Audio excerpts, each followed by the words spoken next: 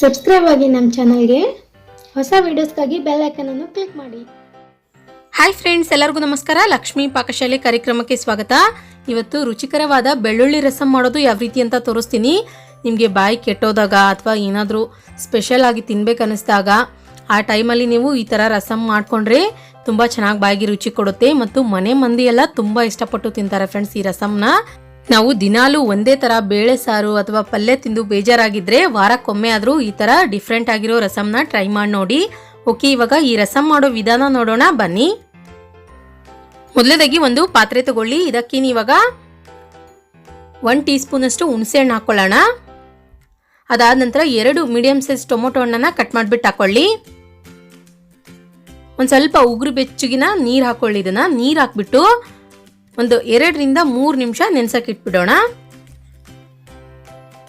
ಇದನ್ನಿವಾಗ ಒಂದು 2 ನಿಮಿಷ ಪಕ್ಕಕ್ಕೆ ಇಟ್ಬಿಡಿ. ನಂತರ ರಸಂಗೆ ಮಸಾಲ ರೆಡಿ ಮಾಡ್ಕೊಳ್ಳೋಣ. ಗ್ಯಾಸ್ ಆನ್ ಮಾಡ್ಕೊಂಡ್ಬಿಟ್ಟು ಒಂದು ಪ್ಯಾನ್ ಇಟ್ಕೊಳ್ಳಿ. ಅದು ಬಿಸಿಯಾದ ನಂತರ ಅದಕ್ಕೆ ಇವಾಗ ಎಣ್ಣೆ ಹಾಕೊಳ್ಳೋಣ. ಎಣ್ಣೆ ಚೆನ್ನಾಗಿ ಬಿಸಿಯಾದ ನಂತರ ಒಂದು 4 ಒಣಮೆಣಸಿನ್ಕಾಯಿ, 1 ಟೀ ಸ್ಪೂನ್ ಅಷ್ಟು ಕಡಲೆಬೇಳೆ, 1 ಟೀ ಸ್ಪೂನ್ ಅಷ್ಟು ಧನಿಯಾ ಬೀಜ, ನಂತರ ಅರ್ಧ ಟೀ ಸ್ಪೂನ್ ಅಷ್ಟು ಜೀರಿಗೆ ಹಾಕೊಳ್ಳಿ. ಒಂದು 15 ರಿಂದ 20 ಕರಿಮೆಣಸು, ನಂತರ 1 ಗಡ್ಡೆಯಷ್ಟು ಬೆಳ್ಳುಳ್ಳಿನ ಸುಲಿದ್ಬಿಟ್ಟು ಹಾಕೊಳ್ಳಿ. ಇದನ್ನೆಲ್ಲ ಸ್ವಲ್ಪ ಘಮ ಘಮ ಅಂತ ವಾಸನೆ ಬರೋವರೆಗೂ ಉರಿಬೇಕು.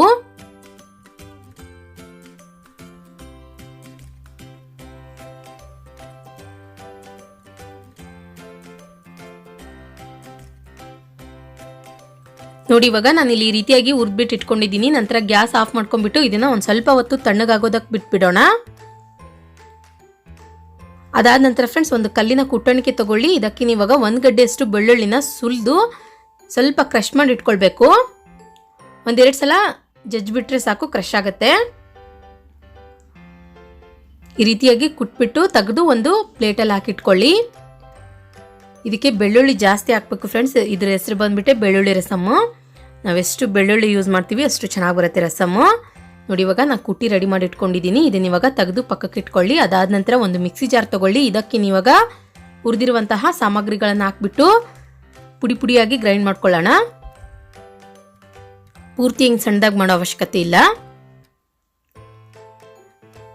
ನೋಡಿ, ಇವಾಗ ನಾನು ಇಲ್ಲಿ ಈ ರೀತಿಯಾಗಿ ಗ್ರೈಂಡ್ ಮಾಡಿಬಿಟ್ಟು ಇಟ್ಕೊಂಡಿದ್ದೀನಿ. ಈ ರೀತಿಯಾಗಿ ತರಿತರಿಯಾಗಿರಲಿ. ಅದು ನಾವು ರಸಂನ ಕುಡಿಯುವಾಗ ಅದು ಬಾಯಿಗೆ ಸಿಗಬೇಕು, ಆ ರೀತಿಯಾಗಿ ಗ್ರೈಂಡ್ ಮಾಡ್ಕೊಳ್ಳಿ. ನಂತರ ನೋಡಿ ಫ್ರೆಂಡ್ಸ್, ಇವಾಗ ಟೊಮೊಟೊ ಹಣ್ಣು, ಹುಣಸೆ ಹಣ್ಣನ್ನು ನೆನೆಸಿರುವಂಥದ್ದನ್ನು ಚೆನ್ನಾಗಿ ಕೈಯಿಂದ ಕಿವುಚ್ಕೊಳ್ಬೇಕು. ಆದಷ್ಟು ಹುಳಿ ಅಂಶ ಎಲ್ಲ ಚೆನ್ನಾಗಿ ಬಿಡಬೇಕದು, ಅಷ್ಟು ಚೆನ್ನಾಗಿ ಕಿವುಚ್ಕೊಳ್ಳಿ. ಕಿವುಚಿರುವಂಥದ್ದನ್ನು ಒಂದು ಸ್ಟ್ರೈನರ್ಗೆ ಹಾಕ್ಬಿಟ್ಟು ಸೋಸ್ಕೊಳ್ಳೋಣ. ಸೋಸ್ಬಿಟ್ಟು ಅದರಲ್ಲಿರೋ ನೀರಿನ ಅಂಶ ಎಲ್ಲ ತೆಗೆದುಕೊಂಡ್ಬಿಡಿ.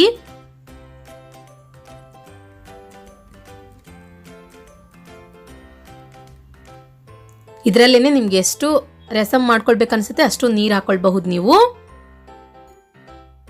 ನಂತರ ಗ್ಯಾಸ್ ಆನ್ ಮಾಡ್ಕೊಂಡ್ಬಿಟ್ಟು ಒಂದು ಪಾತ್ರೆ ಇಟ್ಕೊಳ್ಳಿ. ಅದು ಬಿಸಿಯಾದ ನಂತರ ಅದಕ್ಕೆ ಇವಾಗ ಎಣ್ಣೆ ಹಾಕೊಳ್ಳೋಣ. ಎಣ್ಣೆ ಚೆನ್ನಾಗಿ ಬಿಸಿಯಾದ ನಂತರ ಸಾಸಿವೆ ಹಾಕೊಳ್ಳಿ. ಸಾಸಿವೆ ಚೆನ್ನಾಗಿ ಚಿಟಪಟ ಅಂತ ಸಿಡಿದ ನಂತರ ಕುಟ್ಟಿರುವಂತಹ ಬೆಳ್ಳುಳ್ಳಿ ಹಾಕೊಳ್ಳೋಣ. ನಂತರ ಅರ್ಧ ಟೀ ಸ್ಪೂನ್ ಅಷ್ಟು ಜೀರಿಗೆ ಹಾಕೊಳ್ಳಿ. ಒಂದು ಸ್ವಲ್ಪ ಕರಿಬೇವಿನ ಸೊಪ್ಪು ಹಾಕೊಳ್ಳೋಣ. ಒಂದು 2 ರಿಂದ 3 ಒಣಮೆಣಸಿನ್ಕಾಯಿನ ಕೈಯಿಂದನೇ ಕಟ್ ಮಾಡಿಬಿಟ್ಟು ಹಾಕೊಳ್ಳಿ. ಇದನ್ನ ಒಂದು ಸ್ವಲ್ಪ ರೆಡಿಶ್ ಆಗೋವರೆಗೂ ಎಣ್ಣೆಲಿ ಫ್ರೈ ಮಾಡ್ಕೊಳ್ಬೇಕು.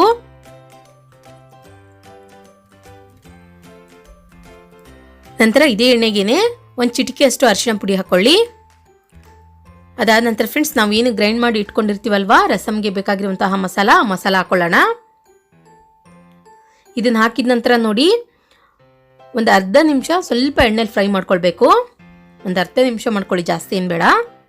ಈ ರೀತಿಯಾಗಿ ಫ್ರೈ ಮಾಡ್ಕೊಂಡ ನಂತರ ಇದಕ್ಕೆ ಇವಾಗ ಹುಳಿ ತೆಗೆದಿರುವಂತಹ ನೀರು ಹಾಕ್ಕೊಳ್ಳಿ. ಟೊಮೊಟೊ ಹಣ್ಣು ಮತ್ತು ಹುಣಸೆ ಹಣ್ಣಿನ ನೀರು ಹಾಕ್ಬಿಟ್ಟು ನಿಮ್ಗೆ ಎಷ್ಟು ಪ್ರಮಾಣ ನೀರು ಬೇಕಾಗುತ್ತೆ ಮತ್ತೆ ಒಂದು ಸ್ವಲ್ಪ ನೀರು ಹಾಕ್ಕೊಳ್ಬಹುದು. ಹಾಕಿದ ನಂತರ ಒಂದ್ಸಲ ಚೆನ್ನಾಗಿ ಮಿಕ್ಸ್ ಮಾಡಿಬಿಟ್ಟು ಕೊನೆಯದಾಗಿ ರುಚಿಗೆ ತಕ್ಕಷ್ಟು ಉಪ್ಪು ಹಾಕ್ಕೊಳ್ಳಿ ಮತ್ತು 1 ಟೀ ಸ್ಪೂನ್ ಅಷ್ಟು ಬೆಲ್ಲ ಹಾಕ್ಕೊಳ್ಳೋಣ. ಬೆಲ್ಲ ಹಾಕೋದ್ರಿಂದ ಫ್ರೆಂಡ್ಸ್ ರಸಂ ಟೇಸ್ಟ್ ಇನ್ನೂ ಚೆನ್ನಾಗಾಗುತ್ತೆ. ನೋಡಿ, ಬೆಲ್ಲ ಮತ್ತು ಉಪ್ಪು ಹಾಕಿದ ನಂತರ ಚೆನ್ನಾಗಿ ಮಿಕ್ಸ್ ಮಾಡ್ಕೊಳ್ಳಿ. ಇದನ್ನ ಒಂದು 5 ರಿಂದ 6 ನಿಮಿಷ ಮೀಡಿಯಂ ಫ್ಲೇಮ್ನಲ್ಲಿ ಇಟ್ಬಿಟ್ಟು ಚೆನ್ನಾಗಿ ಕುದಿಸ್ಕೊಳ್ಳಿ.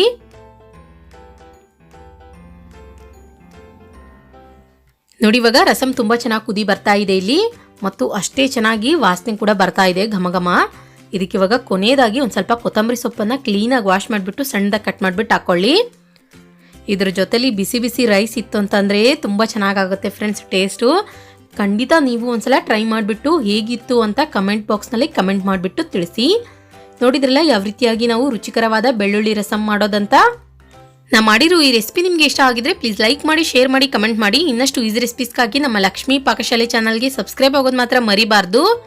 ಮತ್ತೆ ಒಂದು ಇಂಟ್ರೆಸ್ಟಿಂಗ್ ರೆಸಿಪಿ ಒಂದಿಗೆ ಬರ್ತೀನಿ ಮುಂದಿನ ಸಂಚಿಕೆಯಲ್ಲಿ. Keep watching. Thank you. Bye.